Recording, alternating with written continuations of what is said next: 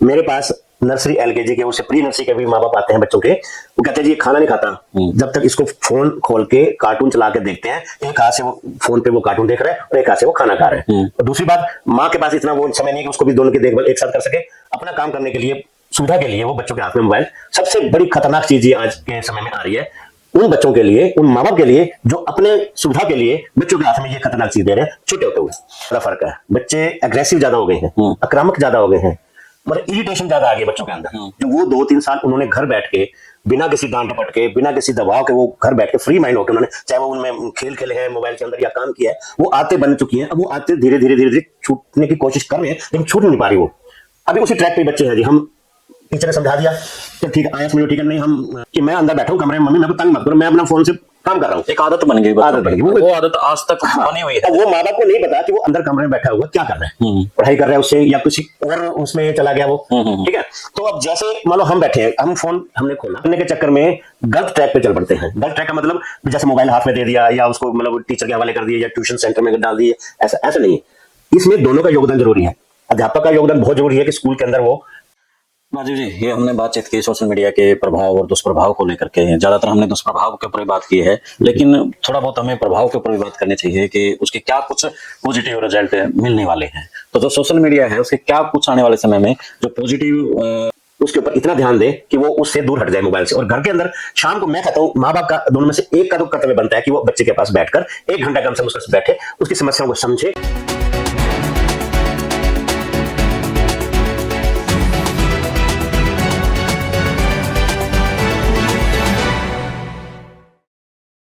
सभी नमस्कार, राम राम। मैं कुलदीप खंडेलवाल, दा विश्व प्रेम न्यूज। जैसे कि विश्व प्रेम न्यूज ने एजुकेशन सिस्टम को लेकर के अपनी एक श्रृंखला चलाई हुई है, पीछे भी आपने वीडियो देखी है। और आज का हमारा टॉपिक रहेगा कि जिस प्रकार से सोशल मीडिया का प्रचलन, यानी कि हाथ में मोबाइल बच्चों के आ गया है, उसके कुछ फायदे लेकिन नुकसान ज्यादा हैं। कुछ फायदे हैं लेकिन नुकसान ज्यादा हैं। आज इसी पर चर्चा करने के लिए हम राजीव शर्मा जी के पास आए हैं और राजीव शर्मा जी बताएंगे, अध्यापक रहे हैं सरकारी स्कूल में, तो जानेंगे उनसे कि किस प्रकार से नुकसान आज सोशल मीडिया कर रहा है। तो राजीव जी, सबसे पहले स्वागत है आपका हमारे विश्व प्रेम न्यूज पर। धन्यवाद कुलदीप जी। राजीव जी, अगर हम बात करें कोरोना काल के समय की, कोरोना काल में एक बीमारी आई। बीमारी ये कहेंगे क्योंकि बच्चे कहीं ना कहीं उसका मिसयूज कर रहे हैं। जो सोशल मीडिया के माध्यम से उनके सामने जानकारी आ रही है, जानकारी उनके पास सही की बजाय गलत भी आ रही है। वो बच्चे आज उन चीजों की तरफ ज्यादा भाग रहे हैं जिस तरफ यानी कि 18+ के पास बाद भागा जाता है। तो सोशल मीडिया के क्या कुछ फायदे हैं, क्या कुछ नुकसान हैं, बताइए जरा। कुलदीप जी, अगर बात करें हम शिक्षा के क्षेत्र की जी, उसके अंदर सोशल मीडिया का योगदान बहुत ज्यादा है। जैसा कि आपने बताया कि कोरोना काल के वक्त जो है एक आवश्यकता पड़ी थी इसकी, क्योंकि सभी कुछ बंद था, स्कूल कॉलेज यूनिवर्सिटी सब बंद था, तो बच्चों को एजुकेशन देनी भी जरूरी थी। तो उस समय के हालात के अनुसार से वो सरकार ने जो किया वो ठीक था कि ऑनलाइन के माध्यम से हम शिक्षा दे सकें। लेकिन जहां तक ऑनलाइन शिक्षा का माध्यम का सवाल था, उसमें जो बड़े बच्चे थे, चाहे वो कॉलेज लेवल के हैं यूनिवर्सिटी लेवल के हैं, उन तक तो वो ठीक था, क्योंकि वो अपना भला बुरा समझते हैं, उन्हें क्या लेना है और क्या देखना है उसमें। लेकिन बात जब छोटे बच्चों की आती थी, उसमें उन्होंने उसको खिलौने से समझ लिया। ऑनलाइन क्लासेस लगा दी।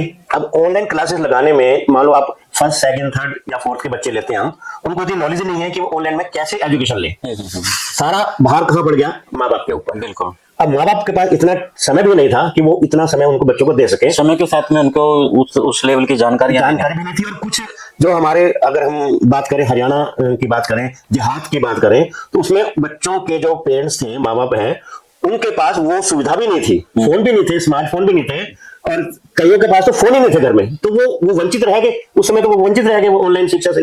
दूसरी बात, जिनके पास थी वो उनके पास इतना समय भी नहीं था कि बच्चों को पूरा समय दे सके ताकि वो उसको उनका होमवर्क कर सके। और होमवर्क जो है वो बच्चों ने किया, उनको बहाना मिल गया कि हम होमवर्क कर रहे हैं, फोन हमें दे दो।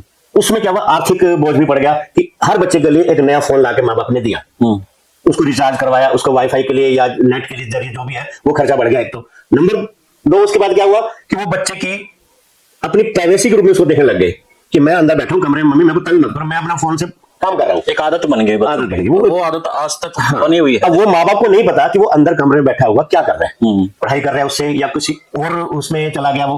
ठीक है, तो अब जैसे मान लो हम बैठे हैं, हम फोन हमने खोला, नेचुरली बात है कि एक अच्छी चीज आएगी, उसके बाद नेचुरल बात है उसमें कुछ ना कुछ नया आ जाएगा, और जिज्ञासा बच्चे के लिए जरूरी है। बच्चा जानना चाहता है भी इसमें और ऐसा है क्या। तो इस प्रकार वो दर प्रतिदर आगे बढ़ता गया, और उसको कई गलत ट्रैक पर भी वो ऑनलाइन शिक्षा उसको ले गई। यानी कि दो तरह की आदत हो गई, एक तो उसकी मोबाइल के साथ अटैचमेंट हो गई, और दूसरी आदत ये बन गई है कि उनकी एक जिज्ञासा हो गई है, अच्छी चीजों की तरफ कम भागता है, लेकिन बच्चा हम बुरी चीजें attract ज्यादा करेंगे, चीजें करती है, नेचुरल बात है। उनके पूरा अंदर तक जाकर के देखता है कि क्या कुछ है। देखो ये जो चंचल मन है, स्वभाव है, जब छोटा हो बड़ा हो स्वभाव ऐसा बन जाता है कि हम एक गलत चीज की ओर ज्यादा अट्रैक्ट होते हैं, जानना चाहते हैं भी इसमें है क्या ऐसी चीज जो हमें माँ बाप छुपाते हैं, हमसे मना करते हैं देखने के लिए, तो वो चीज बच्चों को ज्यादा हो करके।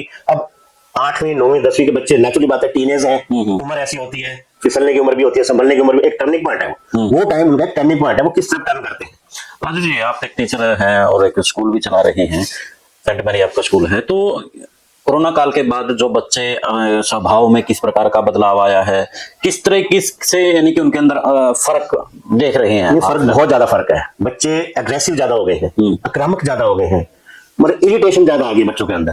जो वो 2-3 साल उन्होंने घर बैठ के बिना किसी डांट डपट के, बिना किसी दबाव के, वो घर बैठ के फ्री माइंड होकर उन्होंने, चाहे वो उनमें खेल खेले हैं मोबाइल के अंदर या काम किया है, वो आते बन चुकी है। अब वो आते धीरे धीरे धीरे धीरे छूटने की कोशिश कर रहे हैं, लेकिन छूट नहीं पा रही वो।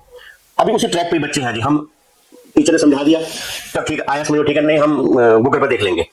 आजकल तो उससे भी ज्यादा हुए हैं, टीचर के बजाय वो गूगल की तरफ ज्यादा अट्रैक्ट, क्योंकि उनको एक बहाना मिल जाता है बैठने का, अलग बैठने का, परिवार से अलग। वही बात है, परिवार भी सब बिजी हैं, माँ बाप अलग काम कर रहे हैं, भाई बहन अलग काम कर रहे हैं, बच्चा अकेला बैठा है, तो नेचुरल बात है उसको कोई साथी चाहिए, और सबसे बढ़िया साथी उसको ये मोबाइल के रूप में मिला, चाहे उसका वो दुरुपयोग कर रहा हो या सदुपयोग कर रहा हो। राजीव जी, जैसे बहुत सी चीजें निकल करके आई हैं जो हम चर्चा कर रहे हैं, आने वाला समय में किस प्रकार का आप इसका प्रभाव देख रहे हैं बच्चों के ऊपर? हाल फिलहाल तो प्रभाव ये है कि बच्चे में चिड़चिड़ापन है, वो आक्रामक हैं, आगे समय और भी वो जनरेशन आगे बढ़ रही है, तो उसका क्या कुछ आपको दुष्प्रभाव नजर आ रहे हैं? देखो दुष्प्रभाव तो ये है कि उसकी जो अंदर घुस चुकी है जो चीज, वो आहिस्ता आहिस्ता निकालने की कोशिश, और इसका सबसे बड़ा क्या है कि जो संभालने का चीज है वो टीचर ही कर सकता है, अध्यापक ही कर सकते हैं उनको। जब वो अगर मान लो 3rd 4th का बच्चा 7th 8th में है, तो टीनेज में पहुंच गया है वो, तो उस समय जो आज अगर अध्यापक उसको काबू कर ले, तो मेरे ख्याल से वो उससे बच सकता है, उस नशे से, मोबाइल के नशे से वो बच सकता है।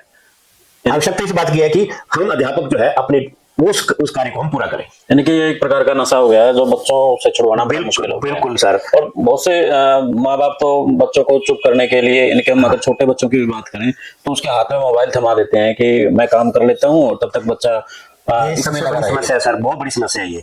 मेरे पास नर्सरी एलकेजी के, उससे प्री नर्सरी के भी माँ बाप आते हैं बच्चों के, वो कहते हैं जी ये खाना नहीं खाता जब तक इसको फोन खोल के कार्टून चला के देखते हैं, एक हाथ से वो फोन पे वो कार्टून देख रहा है और एक हाथ से वो खाना खा रहा है। और दूसरी बात, माँ के पास इतना वो समय नहीं है कि उसको भी दोनों की देखभाल एक साथ कर सके। अपना काम करने के लिए, सुविधा के लिए वो बच्चों के हाथ में मोबाइल, सबसे बड़ी खतरनाक चीज ये आज के समय में आ रही है उन बच्चों के लिए, उन माँ बाप के लिए जो अपने सुविधा के लिए बच्चों के हाथ में ये खतरनाक चीज दे रहे हैं छोटे होते हुए। जैसे ठीक है, घर पे मोबाइल की दिक्कत है, दूसरी तरफ ऑनलाइन शिक्षा की तरफ भी सरकार भी आगे बढ़ रही है, कुछ स्कूल भी ऑनलाइन शिक्षा की तरफ भाग रहे हैं, बड़े बड़े वो दिखा रहे हैं, खासतौर पर जो प्ले स्कूल हैं, कि हमने ऑनलाइन शिक्षा की तरफ आगे बढ़ने की जरूरत है और आप हमारे स्कूल में आइए।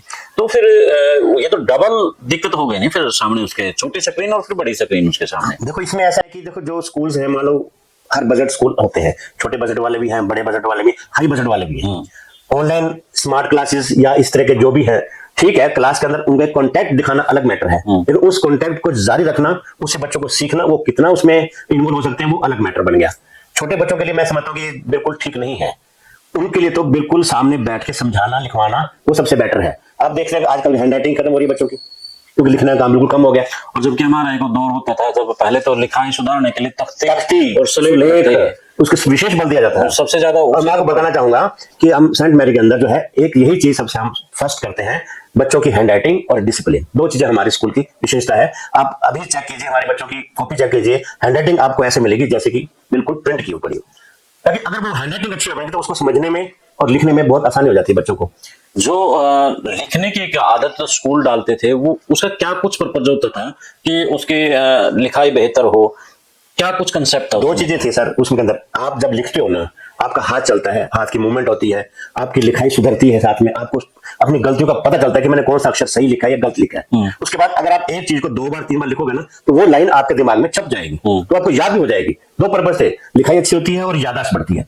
एक आप क्वेश्चन लिखते हो, एक ऐसे लिखते हो, आप लिखोगे आप, तो नेचुरली बात है कि वो आपके दिमाग में छप जाएगा, आपको याद रहेगा। इस दौर में अध्यापक के क्या कुछ भूमिका, यानी कि कहीं ना कहीं अध्यापक के लिए भी अब जो दौर है फिलहाल बड़ा संकट का दौर माने, क्योंकि आक्रामक बच्चे हो रहे हैं। दूसरी तरफ माँ बाप के लिए भी चुनौतियां हैं, संकट नहीं मैं चुनौती कहूंगा, अध्यापक के लिए भी और अभिभावक के लिए भी।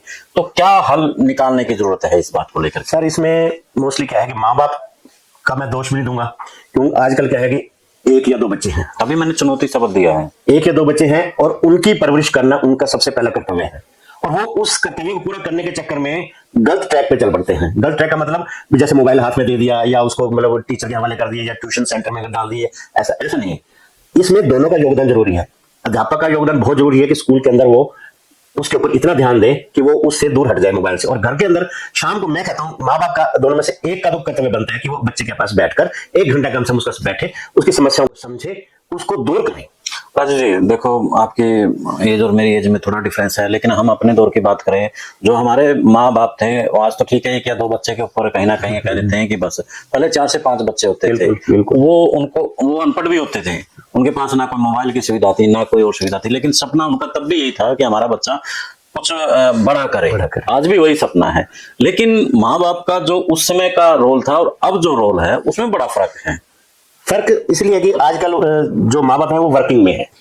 ऐसा नहीं है जी, देखो वर्किंग में पहले गांव के जो घर में एक ज्वाइंट फैमिली होती थी, ग्रामीण स्तर पर अगर बात करें, मैं आ रहा हूं, मैं ज्वाइंट फैमिली में क्या था कि अगर एक आदमी काम कर रहा है, 2 आदमी फ्री भी बैठे हैं, वो बच्चों को संभाल लेते थे। अब बड़ा मान लो घर में हम ताऊजी हैं, मान लो ताऊजी हैं, तो ताऊजी के लिए वो बच्चे सारे एक जैसे हैं, तो वो किसी न किसी का डर वहां पे था। आजकल क्या है कि घर में ताऊ और ये तो सब खत्म हो चुकी है, माँ बाप चले गए काम पे, बच्चा अकेले रह गया पीछे। यानी कि समस्या जो एकल फैमिली का बहुत फायदा था, जो संयुक्त फैमिली से और एकल की तरफ आई है वो दिक्कत है। लेकिन एक साथ चीज और इसमें है, जैसे बच्चों को लत है, ऐसे ही कहीं ना कहीं माँ बाप को भी लत है। जब भी वो थोड़ा फ्री टाइम होते हैं, उनके हाथ में मोबाइल होता है, वो भी रील्स को स्क्रॉल करने में लग जाते हैं। तो ये तो खुद के समझने की बात है सर। आप मोबाइल चलाइए, अच्छी चीज देखिए उसके अंदर, लेकिन बच्चों के प्रति आपके जो कर्तव्य है वो भी पूरा कीजिए। आप 1 घंटा आधा घंटा जो भी आपको समय मिलता है बच्चों पे जरूर ध्यान दें। मैं ये कहना चाहूंगा हर माँ बाप को, कोई भी माँ बाप है, चाहे वो छोटी क्लास का है चाहे वो बड़ी क्लास का, ग्रेजुएशन के बाद तक जब तक बच्चा अपने पैरों पर खड़ा नहीं होता, निगरानी जरूरी है। आप उसको ध्यान दीजिए, उसके साथ बैठ के बातें कीजिए, उसका मित्र बनिए। आज समय माँ बाप के ऊपर तानाशाह बनने का नहीं है, उसका मित्र बनकर उनकी समस्याओं को दूर करने का है। राजीव जी, ये हमने बातचीत की सोशल मीडिया के प्रभाव और दुष्प्रभाव को लेकर के। ज्यादातर हमने दुष्प्रभाव के ऊपर ही बात की है, लेकिन थोड़ा बहुत हमें प्रभाव के ऊपर भी बात करनी चाहिए कि उसके क्या कुछ पॉजिटिव रिजल्ट मिलने वाले हैं। तो जो सोशल मीडिया है उसके क्या कुछ आने वाले समय में जो पॉजिटिव मिल सकते हैं, यानी कि प्रभाव क्या कुछ हो सकते हैं? वो देखो, प्रभाव तो दोनों पड़ते हैं, अच्छे भी पड़ते हैं बुरे बनते हैं। देखो हम बचपन में आप भी हमने भी सुनी है विज्ञान के लाभ और हानियां, आग के लाभ और हानियां। आग अच्छी भी है बुरी भी है, इस प्रकार जो सोशल मीडिया है वो अच्छा भी है। ऐसा नहीं कि उसके से बुराई है या उसके अंदर दुष्प्रभाव है। अगर आप बड़ी क्लासेस के अंदर देखिए, आप मैट्रिक के बाद +2 में आप बच्चा जब जाता है तो वो सारी समस्याएं जो हल उसकी करनी होती हैं टीचर से नहीं हो पाती, तो वो सोशल मीडिया के माध्यम से पूरा करता है। उसके बाद अगर वो ग्रेजुएशन के बाद जब अपनी पढ़ाई शुरू करता है, चाहे वो बीटेक है, बीकॉम है या मेडिकल है, नॉन जो भी है, उसके अंदर इसका बहुत बड़ा हाथ है, ताकि वो अपनी उन समस्याओं को कई बार नहीं दूर कर पाता अध्यापक के माध्यम से, तो वो इसके माध्यम से बहुत अच्छी तरह से उसको समझ पाता है। तो राजीव जी, आपके विद्यालय की भी थोड़ी सी बात कर लेते हैं अंतिम दौर में। तो आपका जो विद्यालय है तो क्या कुछ खास विशेषताएं हैं, क्योंकि आप भी रिटायरमेंट होने के बाद में एक बड़ा अनुभव आप टीचर के तौर पर रखते हैं, तो क्या कुछ आपके सेंट मैरी स्कूल में सुविधा है? देखो, पहली बात तो आपका धन्यवाद, आपने इस लायक समझा हमें।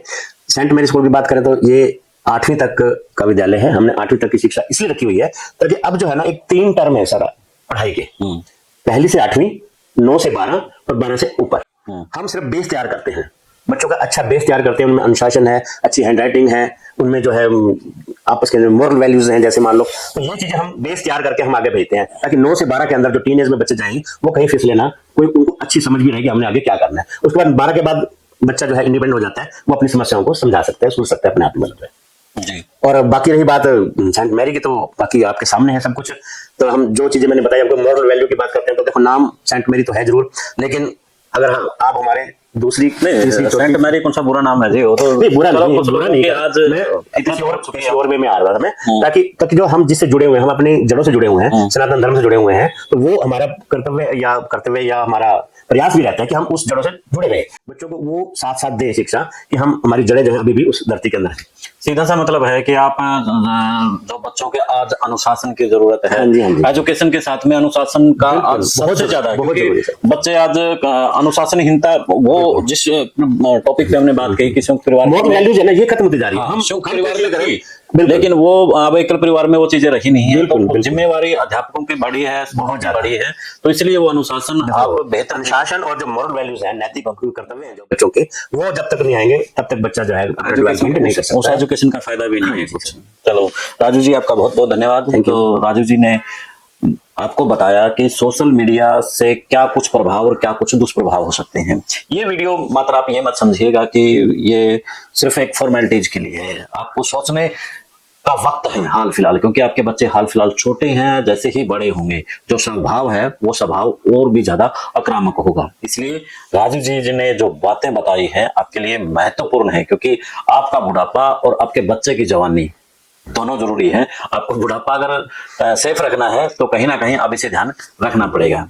तो आप हमारी वीडियो पर क्या कहते हैं कमेंट करके जरूर बताइएगा। देश और प्रदेश की खबरों के लिए जुड़े रहें विश्व प्रेम न्यूज के साथ। फिर मिलते हैं एक नए मुद्दे के नए विश्लेषण के साथ। जय हिंद, जय भारत।